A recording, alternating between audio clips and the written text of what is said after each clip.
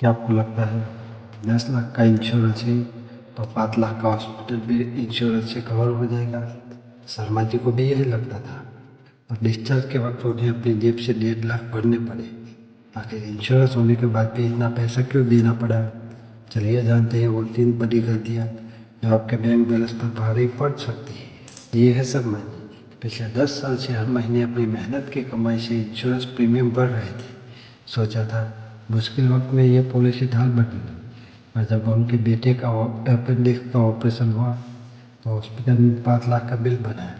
शर्मा जी निश्चित थे, उनके पास तो 10 लाख का इंश्योरेंस था, कि डिस्चार्ज के वक्त उनका निश्चित चेहरा सफेद पड़ गया जब कंपनी ने कहा हम सिर्फ 3.5 लाख देंगे, बाकी 1.5 लाख आप अपनी जेब से भरेंगे।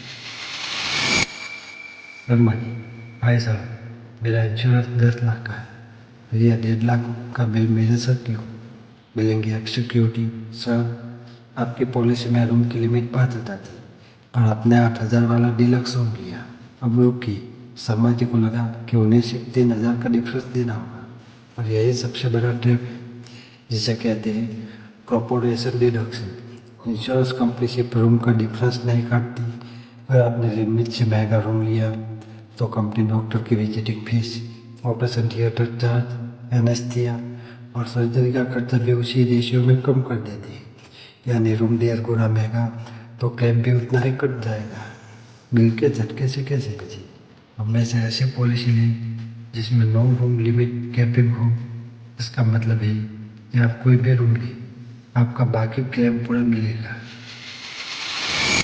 शर्मा जी के बिल में 40,000 रुपये तो सिर्फ ग्लव्स, मास्क और सिरिंज के थे। इंश्योरेंस कंपनी ने एक ही झटके में कह दिया ये मेडिकल खर्चा नहीं है, ये हम कवर नहीं करते। पॉलिसी लेते वक्त 200-300 रुपये का कंज्यूमर कवर ऐड जरूर करें। यह छोटी सी इन्वेस्टमेंट आपके हज़ारों रुपये बचा सकती है।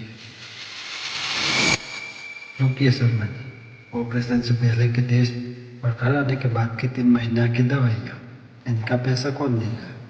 लोग अक्सर हॉस्पिटल से निकलते ही पुराने बिल्स फेंक देते हैं। एडमिट होने के 7 दिन पहले और 90 दिन बाद तक के 1-1 रुपये आप वापस ले सकते हैं।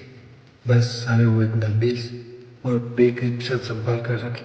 शर्मा जी ने तो ठोकर खाकर सीखा, पर आपको ये गलती करने की ज़रूरत नहीं है। अगली बार हॉस्पिटल जाने से पहले अपनी पॉलिसी की डे केयर लिस्ट और रूम लिमिट जरूर चेक करें। पैसा कमाना मेहनत का काम है, पर उसे सही जगह बचाना स्मार्टनेस है। अगर आप चाहते हैं कि मैं ऐसी ही एक असली कहानी से आपको फाइनेंस समझाऊं तो कमेंट में यस लिखिए। आप सबका आभार।